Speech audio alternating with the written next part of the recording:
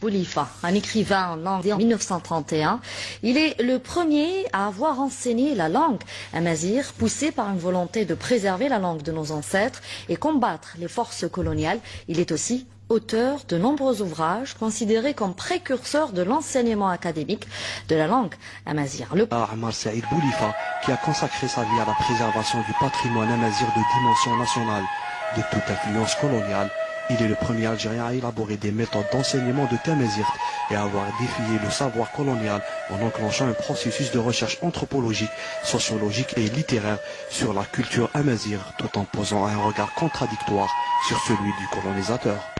Saïd Boulifa est né vers 1861 dans le village de Adni, dans la commune d'Ergen relevant de la daïra de l'Arba'a Nathirathan. Orphelin très jeune, il fréquenta l'école coranique de son village avant d'être scolarisé à l'école primaire du village de Tamazirt, la toute première école ouverte en Grande Kabylie à la fin du 19e siècle, pour laquelle les candidats étaient alors très rares.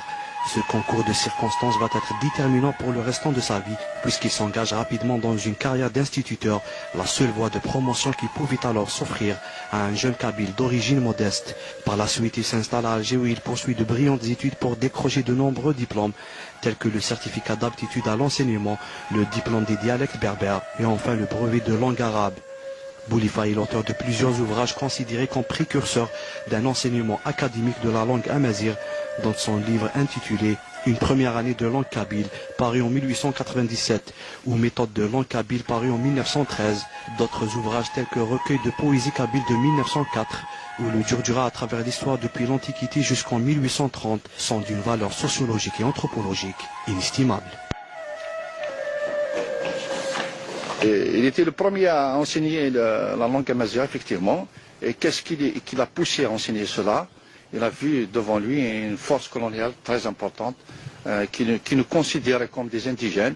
Et en parallèle, il a quantifié, il a évalué notre langue, qui est une langue amazigh, langue berbère, qui possédait une grammaire, un vocabulaire. Il était enraciné, donc il était enseignable. Donc c'est ce qui l'a poussé à faire de cette langue, de son enseignement, une force d'opposition, une force de dire aux colons français que vous avez affaire à une civilisation, à des gens instruits avec une langue, un pays et une identité.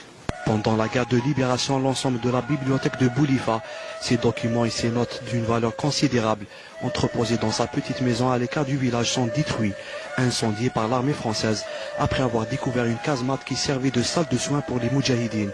Sa famille a pieusement rassemblé quelques rares livres qui avaient échappé au feu, parmi lesquels figure son testament et le cahier de notes de son voyage au Maroc, d'où il ramène ses textes berbères de l'Atlas. Cheikh Mohammed, en transitant dans la région, faisait des escales ici à Adni, et c'est comme Ahmad Saïd Boulifa était son contemporain, il a eu à écrire, à transcrire les poèmes de Cheikh Mohammed. Aussi, à son époque, les codes régissant la société n'étaient pas transcrits, n'étaient pas écrits, c'était des traditions beaucoup plus orales.